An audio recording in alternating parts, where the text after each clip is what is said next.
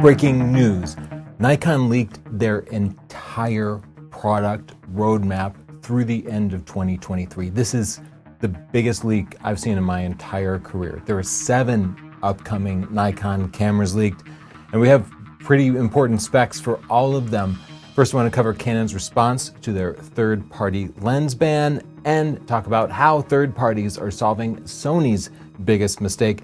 But first, I want to tell you about our sponsor, Squarespace. Squarespace does make websites, but if you use it just to make a website, you're missing out on a huge benefit of their service. They build an entire brand. They build an entire presence. You can get a custom domain, so you're not just gmail.com anymore. You can build logos. You can set up a store. You have detailed analytics. This is the foundation upon which you can build your future, your reputation. Let people know what you actually are. When people search you, don't let them find your social media first. Set up a website where they can see your best work, not a picture of your 17-year-old dog's birthday party. Okay, that might be very specific to me, but we all need a better presence, and you get started at squarespace.com/Tony. Try it out completely free. And when you do, I promise you will find it is worth the money. If it helps bring one client to you, or if there was a client you were going to get anyway, but it makes them perceive you as a little bit more professional, a little bit more respected, I promise it pays for itself. When you love it, the coupon code TONY will get you 10% off. Thank you, Squarespace. Our top story. Last week, we covered Canon's huge mistake of banning third-party lenses. Canon's public relations gave us a statement confirming what we already suspected, that they were using patent law to block third parties from making Canon RF lenses. And we asked you to tell Canon what you thought about that. And over 3,200 of you said you did not like that. Many of you saying you would never buy a Canon RF body, or you were switching systems. That's how important third-party lenses are to you. The entire community is speaking out. Petapixel ran an article showing Canon squashing third-party lenses, and like us, talked about the importance of the third-party lenses to their photographic experience and indeed career. Canon has said nothing, and it's been about 2 weeks. They would have gotten back to us if they were reversing their policy. What I'd hoped is that they would release some joint statement with Tamron and Sigma saying, we're in it together. We are promising we're going to work together and we'll have lenses to you soon. And instead, just crickets chirping. Canon is blowing us off. They're hoping we all forget the story.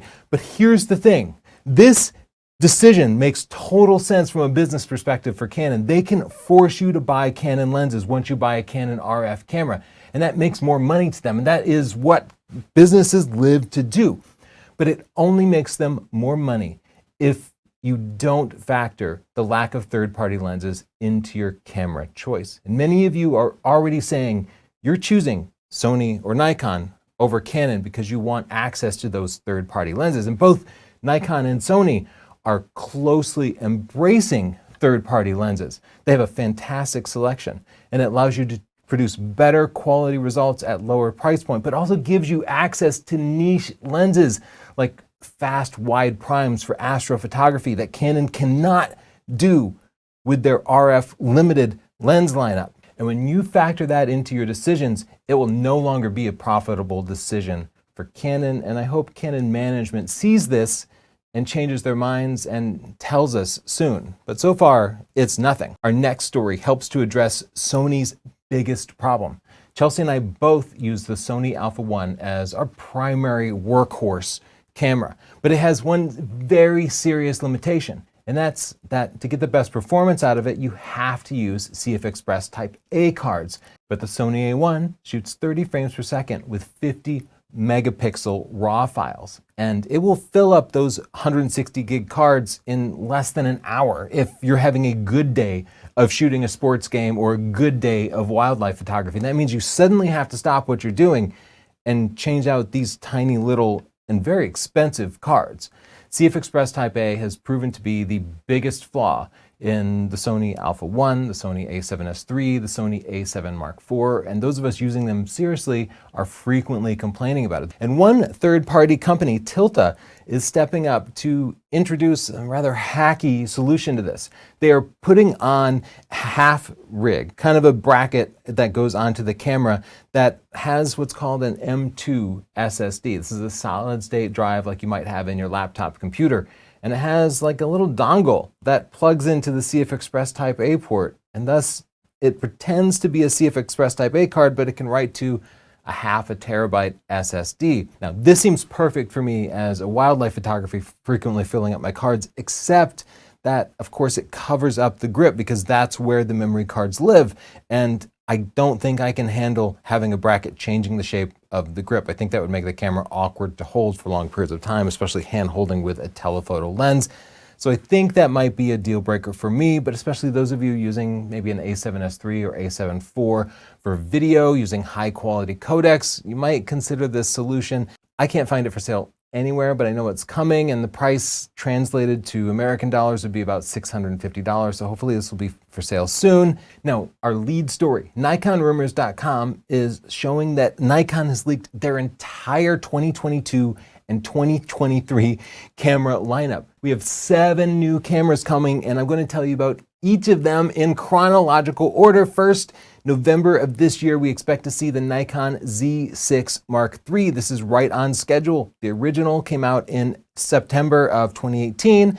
The second came out in October of 2020. So of course, if you do progressions, November 2022 would be the perfect time. Just like the predecessors, it's a 24 megapixel full frame camera with a backside illuminated CMOS sensor. One new spec is it's going to record 6K video, so some video bigger than 4K.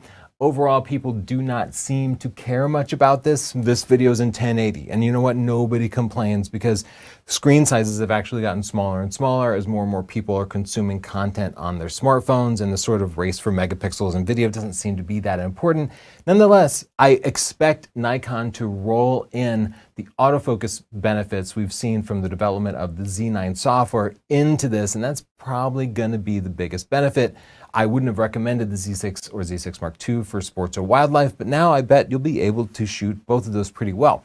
My prediction on the price is that it will stay about the same at $2,000. Nikon always releases the Z6 with the Z7 big brother. This is a 45 megapixel camera just like the predecessors. The new version will have 8K video, taking advantage of that high resolution sensor, but it is not a stacked CMOS sensor, and that means that the readout speed is still going to be very slow. So while it will be capable of shooting wildlife and sports from the autofocus system, I suspect that the rolling shutter will be too great for real fast action style stuff. So it'll still remain mostly a portraits and landscape style camera.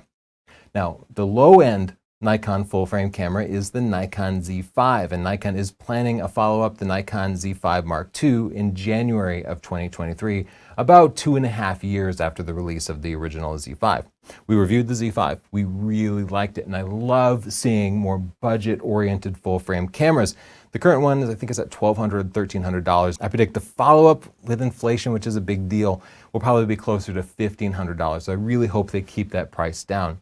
The sensor is probably exactly the same at 24 megapixels, and they're expecting this to have 6K video. So they are recording at some resolution higher than 4K, which will be a really exciting thing for cameras at this price point. Next up is maybe the most interesting camera. This is the Nikon Z90. Now, we know this is going to be an APS-C camera, but that 90, to me, it indicates that it's the baby brother to the big Nikon Z9. So this might be the D500 follow-up that we've been waiting for. A fast APS-C camera, perfect for those of you using telephoto lenses or shooting sports on more of a budget than a $5,500 Z9 would allow. I'm disappointed to see that the APS-C sensor is going to be 24 megapixels only. Like the Canon R7 fills that same slot, but it has a higher megapixel sensor, which I find really useful with good quality lenses for extracting as much detail as possible. So 24 megapixels gives you a similar pixel density to something like the 45 megapixel Nikon Z9. So for those of you who'd have to crop anyway for things like wildlife, you can expect similar results. In fact, readout speeds actually could be higher because the lower megapixel sensor will be able to read out faster.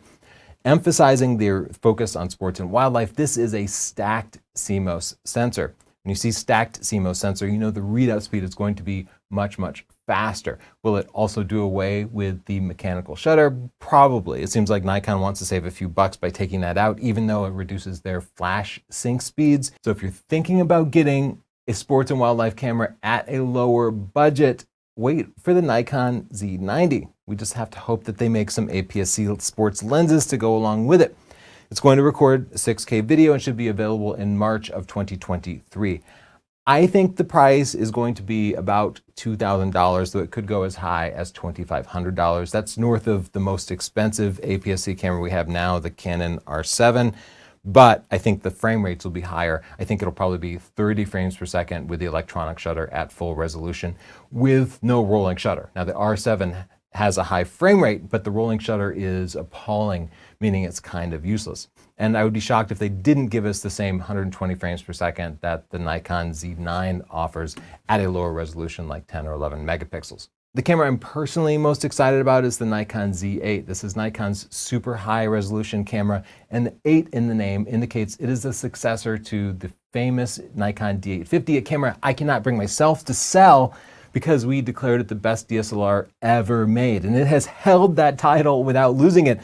The lighted buttons, the perfect sized grip, that high resolution sensor, still the best dynamic range you can get. The Nikon D850 is still the king of DSLRs, so I can't wait to see what Nikon is willing to call the successor.